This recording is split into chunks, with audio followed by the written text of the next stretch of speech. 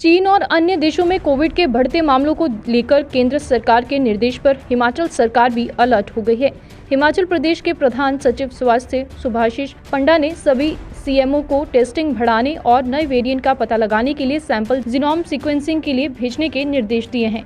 साथ ही भीड़ भाड़ में मास्क पहनने, डिस्टेंसिंग और कोविड अनुरूपी व्यवहार अपनाने की लोगों को सलाह दी है। प्रधान स्वास्थ्य सचिव सुभाशीष पंडा ने कहा कि हिमाचल प्रदेश में अभी कोविड के हालात काफी बेहतर हैं। अलार्मिंग सिचुएशन नहीं है, लेकिन फिर भी लोगों को लापरवाही बरतनी है, इसीलिए लोगों को सावधानी बरतने के लिए कहा जा रहा है। सभी सीएमओ को निर्देश भी दिए गए हैं कि सैंपलिंग बढ़ाएं और RT-PCR टेस्ट ही किए जाएं। जिन लोगों ने बूस्टर डोज नहीं लगाई, उन लोगों को वैक्सीन करवाने का आग्रह किया जाता है। फिलहाल किसी भी तरह की पाबंदी लगाने जैसे हालात नहीं हैं और स्वास्थ्य विभाग कोविड से निपटने के लिए पूरी तरह से तैयार है। भारत सरकार ने पिछले 2 दिन पहले एक एडवाइजरी जारी की थी कि हालांकि पूरे देश में, हमारे भारतवर्ष में प्रति दिन 3000 से कम केसेस आते हैं, उसके बावजूद ये कहा गया है कि हमें जरूरी है ये निरीक्षण करना और एक मॉनिटर करना कि हमारे कौन से कोविड वेरिएंट आज के दिन चल रहे हैं। तो जैसे हमें पता है, एक जेनोमिक सीक्वेंसिंग का एक प्रावधान भारत सरकार ने की है INSACOG के माध्यम से, और लैब्स क्रिएट हुए हैं जहां पे इस टाइप का टेस्टिंग की जा सकती है, जिससे पता चलता है कि जो कोविड हुई है वो कौन सा वेरिएंट है। तो भारत सरकार ने आग्रह सभी स्टेट से किया हुआ है कि आप अपनी टेस्टिंग इस प्रकार के लिए बढ़ाएं और सैंपल्स भेजें भारत सरकार को, ताकि वो टेस्ट करें और चेक करें कि कहीं कोई नया वेरिएंट तो नहीं आ रहा है। मैं ये बताना चाहूंगा अब हिमाचल की परिस्थिति क्या है।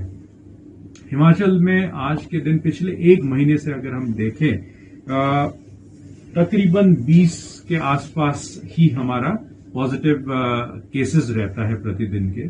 कभी घट भी जाता है, 11-12 भी हो गया था 1-2 दिन बीच में, लेकिन 20 के एवरेज में चलता है। और हमारा एडमिशंस हॉस्पिटल में 5 या 6 उससे कम रहता है, उससे ज्यादा कभी भी नहीं हुआ पिछले ऑलमोस्ट 2-2.5 महीने के अंदर। और हमारा पॉजिटिविटी रेट भी जो है पिछले 1 महीने के अंदर 1 से कम रहा है, जो हमारे पड़ोसी राज्य में भी हम चेक करते हैं, क्योंकि कहीं ना कहीं से वो मूव करके आएगा, तो पड़ोसी राज्यों में भी 1 से कम है, तो हमारा उनके बराबर ही है। तो परिस्थिति इस वक्त alarming from the point of view of incidence of the disease नहीं है, लेकिन क्योंकि हमने देखा हुआ है पीछे भी, जब से कोविड शुरू हुई 2020 से, तकरीबन 1-1.5 महीने का अंतर में भारतवर्ष में आता है। पहले विश्व में दूसरी जगह फैलता है और वहां से फिर भारतवर्ष के अंदर आता है। और भारतवर्ष के अंदर भी 15 दिन से लेके 1 महीने के अंतर में फिर हिमाचल में शुरू होता है वो वेव। तो इसको ध्यान में रखते हुए आज हमने एक मीटिंग करी सभी सीएमओ से, सभी मेडिकल सुपरिंटेंडेंट जो सिविल हॉस्पिटल्स हैं, प्लस जो हमारे 6 मेडिकल कॉलेजेस हैं और उनके मेडिकल सुपरिंटेंडेंट्स जो हैं, उनके साथ हमने वीडियो कॉन्फ्रेंसिंग के माध्यम से बैठक की है। हमारा इस वीडियो कॉन्फ्रेंस के माध्यम से 2-4 चीजें हमने जो चर्चा की है, वो इस प्रकार से हमने स्टेप्स लेने हैं। एक तो आम जनमानस का आग्रह करना है कि तो दोबारा से कोविड अप्रोप्रिएट बिहेवियर अपनाएं, और मास्क अगर पहनेंगे तो सेफ रहेंगे। The question is why take chances, इसलिए आप अपने आप को प्रोटेक्ट करें। दूसरी बात है कि हमारे टेस्टिंग को बढ़ाएं, ताकि हम जान पाएं कि ऐसा तो नहीं है कि हमारे यहाँ पे और भी केसेस हो रहे हैं लेकिन हमें पता नहीं चल रहे हैं, क्योंकि आज के दिन बड़े ही माइल्ड केसेस हो रहे हैं। लोगों को लग रहा है नहीं, खांसी जुकाम होता है, सबको हो रहा है खांसी जुकाम। वो एक वायरल खांसी जुकाम जो आमतौर पे सीजनल चेंज है, वो अलग बात है, लेकिन कोविड अलग है। तो इसलिए हम चाहेंगे कि हमारे टेस्टिंग बढ़ाई जाए। इसलिए आज हमने चर्चा की और सभी से यही आग्रह किया है, सभी हेल्थ इंस्टीट्यूशन जहां जहां हमारी टेस्टिंग होती है, कि वो टेस्ट बढ़ाएं। तीसरी बात, हम रैट टेस्टिंग जो रैपिड एंटीजन टेस्टिंग कर रहे थे, उससे मूव करके हम RT-PCR की ओर बढ़ेंगे, क्योंकि RT-PCR में हमें जो CT वैल्यू है उसकी जानकारी प्राप्त होती है। तो जो जीनोमिक सीक्वेंसिंग है, जिससे कि हमें पता चलता है कि कौन सा वेरिएंट है, उसी से पता चलेगा जब हम रैट ना करके हम RT-PCR करेंगे।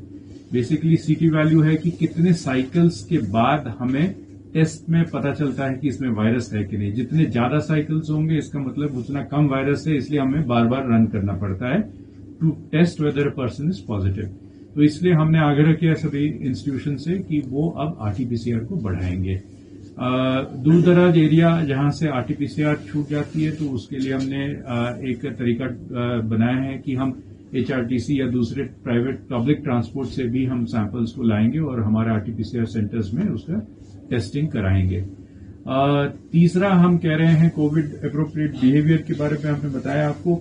तीसरा हम कह रहे हैं इनको जो वैक्सीनेशन वाली बात है, शुरू में जब कोविड चल रहा था कोई 3-4 महीने पहले लोग बढ़ चढ़ कर भाग ले रहे थे और आ रहे थे आगे कि हम अपना प्रिकॉशनरी डोज, जिसने मेन डोज नहीं ली है तो वो डोज लेने आ रहे थे और प्रिकॉशनरी के लिए काफी लोग आगे बढ़कर आ रहे थे।